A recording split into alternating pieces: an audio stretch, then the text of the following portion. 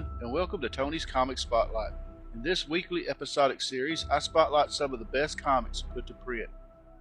In this week's episode, by request from our YouTube brother TM Nerdy, we will celebrate the first appearance of Buddy Baker by shining the spotlight on Strange Adventures issue number 180, as well as Buddy's first appearance as Animal Man in Strange Adventures issue number 190, both from DC Comics. If you are enjoying the content, please feel free to like and subscribe, and don't forget to ring the bell to be notified of our latest videos. Feel free to leave a comment as well. I hope you enjoy the videos. And now, on to our featured story.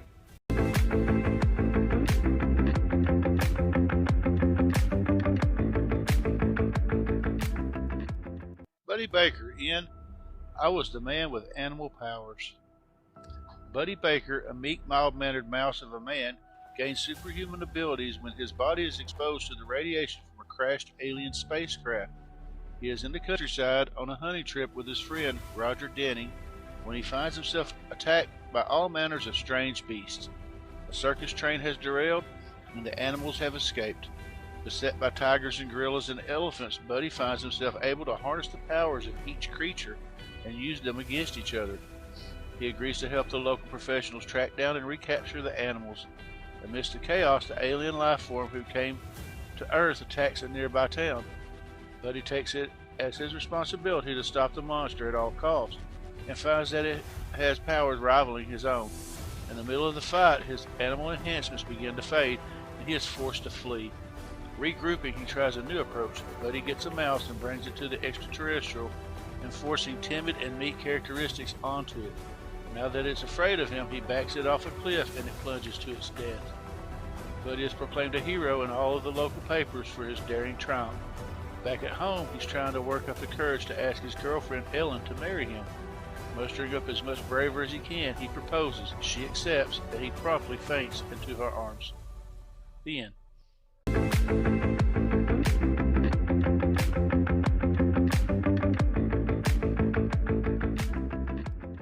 Animal Man in A-Man, the man with the animal powers.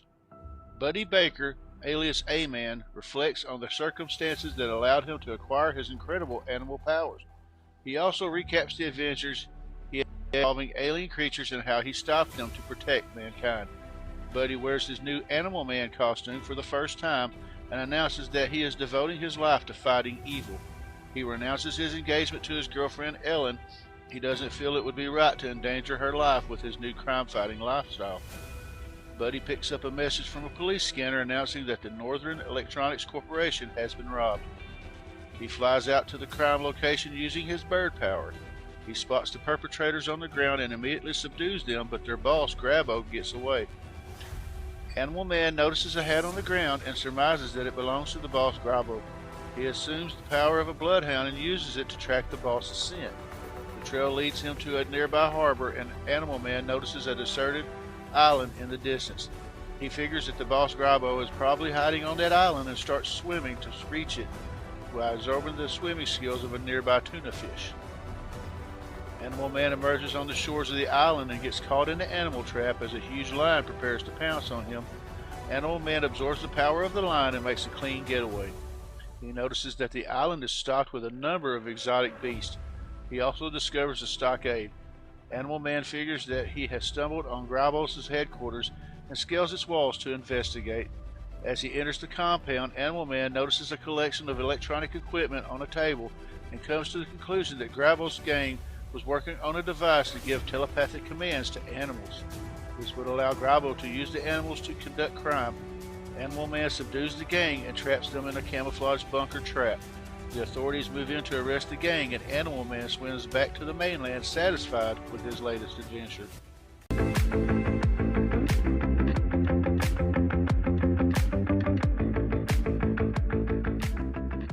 There are 5 reasons why Animal Man is the most underrated member of the Justice League.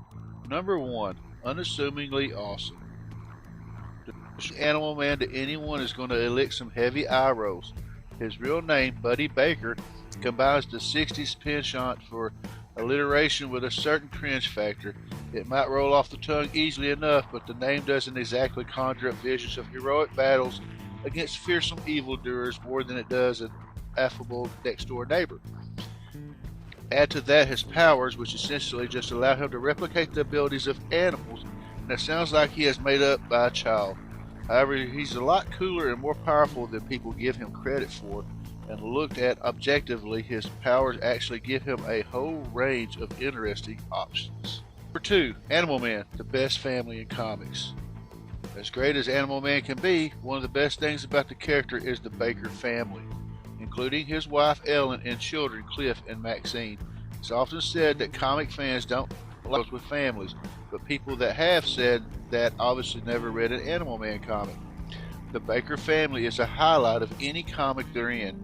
They play off each other perfectly and are the kind of family that everyone wishes they had. There's something that's just so wonderfully real about their dynamic, and it makes Animal Man that much better a character. Number 3, Animal Man the Red. Animal Man gets his powers from the Red, an elemental force that connects all animal life together. Animal Man is able to take on the properties of pretty much any animal anywhere, which is a super useful power to have. It's like the Green, the source of Swamp Thing's powers, except with animals instead of plants. It's a great and interesting concept that deserves more credit than it gets. Number 4, Versatility. Animal Man's connection to the Red gives him a lot of versatility when it comes to battle. Animal Man has been a hero for a very long time. He knows a lot about his powers and how to use them to the utmost benefit. Animal Man's powers give him an option for just about every eventuality in battle. Few heroes can match his versatility in battle. He can punch it out, heal himself, fly, use poisons and venoms, manifest claws, breathe underwater, and more. If an animal can do it, so can he, and that makes him a very good team member to have. Number 5, the Grant Morrison run. Grant Morrison's Animal Man issues 1 through 26 is one of the greatest comic runs of all time. Morrison took a character that was a Silver Age has-been and reinvigorated the character for more modern times, telling a remarkable meta-tale that blurred the line between fiction and reality and how we treat the things we create for entertainment. There aren't many A-list characters out there that can say they've had a run-in that has been influential or praised as Morrison's Animal Man. Here are some of the darkest moments from Grant Morrison's Animal Man run. A blob of A. One of the more disturbing visuals from Grant Morrison's Animal Man run comes right at the end of its first issue. The first arc of the story deals with another all but forgotten DC character, Bwana Beast, who's attempting to rescue his best friend and companion, an orangutan being used for animal testing. Bwana Beast has the ability to telepathically communicate with animals as well as create human-animal hybrids by morphing an animal alive or dead with a living human body. At the end of issue 1, Animal Man is called into Star Labs to deal with an animal-related issue. Bwana Beast has broken in and in his rage lost control of his powers, morphing all the testing apes together into one disgusting blob.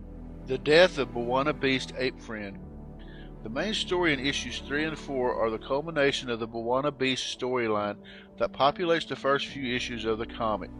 Readers are finally confronted with the perspective of Bwana Beast's sticky ape companion, who has been used as the subject of many animal testing experiments at the Star Labs outpost. In this heartbreaking story, Bwana Beast frees his friend and takes him back to Africa with the hopes of revitalizing him.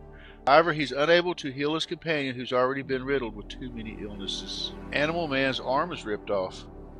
In the climax of issue 2 of Animal Man, Buddy Baker, or Animal Man, goes toe-to-toe with a human-rat hybrid created by Bwana Beast. Buddy's abilities to draw on animals' powers give him heightened strength and awareness for the fight, but the rat beast is still able to get the upper hand and rips off Animal Man's right arm. Although he's able to regrow the arm in the following issue thanks to reptile regenerative abilities, the way his realization of his missing limb is described is horrifying. He attempts to swing a punch, only to realize there's nothing to swing. A hunter feeds a cat to hunting dogs. During the second issue, Buddy Baker's wife and small daughter are exploring the woods next to their house together, where they stumble upon a mother cat nursing her newborn kittens under a tree. After a moment, they cross paths with some brutish hunters with large hunting dogs. One of the hunters makes some advances, implying that he intends to sexually assault Mrs. Baker before noticing the mother cat nearby. In front of Miss Baker and her daughter, He proceeds to feed the cat to his hunting dogs. Luckily, the daughter runs to get help from a nearby neighbor who is forced to shoot and kill the attacker. The Coyote Gospel. Regarded by most readers as the greatest standalone issue of Animal Man, issue number 5 tells the story of the Coyote Gospel. This is a story about a human-sized coyote who is continuously killed in violent ways, only to be rejuvenated by some undefined healing factor. It's eventually revealed that he comes from a cartoon universe similar to Looney Tunes. This coyote got sick of the constant, senseless violence of his world and traveled to heaven. Here he met God, who made a deal with him. If he sacrificed himself to live a life of eternal pain in the real world, God would do his best to end the violence in the cartoon world. The Death of Red Mask. Grant Morrison has a deep love for DC Comics' rich history of continuity and endless waves of forgotten characters that still technically exist within the universe, even if no creator has touched them for years. One big example of this comes in issue number 7, The Death of the Red Mask. Red Mask is an aging, retired, and depressed supervillain with the power to kill anyone he touches, and he's feeling suicidal. Animal Man attempts to talk him out of jumping off a rooftop, but he's ultimately unsuccessful after Red Mask remembers how he'll never be able to touch someone without killing them, and thus will never know love. Animal Man's whole family is murdered. One of the strongest elements of Animal Man is the strong, realistic relationship that Buddy Baker has with his wife and 2 young children. As he continues to disrupt animal testing experiments from large corporations, he garners the attention of an elite group of shareholders with extreme interest in continuing these experiments. In issue number 19, this eventually leads to the hiring of an assassin to break into the Baker home and murder Animal Man's wife and children. The following issues are absolutely devastating, consisting of Buddy Baker lying on the bathroom floor crying and attempting to overdose on pills. Animal Man meets Grant Morrison. In Grant Morrison's final issue of Animal Man, they decided to try something revolutionary by having the title character meet his own author. By positioning themselves as a godlike figure, Morrison comes face with Animal Man in the pages of the book. Animal Man's mind struggles to keep up with the information he's being fed, as Morrison informs Animal Man that he's had no free will throughout the story, and even its darkest moments were all just manipulations by Morrison to create drama and tension. Animal Man can't believe that his family's death was meaningless, but Morrison assures him that he won't remember this once the new creative team joins the book in the next issue. I hope you enjoyed this episode of Tony's Comics Spotlight as we celebrated the first appearance of Buddy Baker and his first appearance as Animal Man in the pages of Strange Adventures issue number 180 and 190. If you're enjoying the content, please like, comment, and subscribe, and ring the bell for future notifications. And coming up next week, we'll be celebrating the first appearance of Tony Masters, aka the Taskmaster, by shining the spotlight on Avengers issue number 196 from 1980. So until next time, everyone, take it easy, be safe, and God bless. See ya.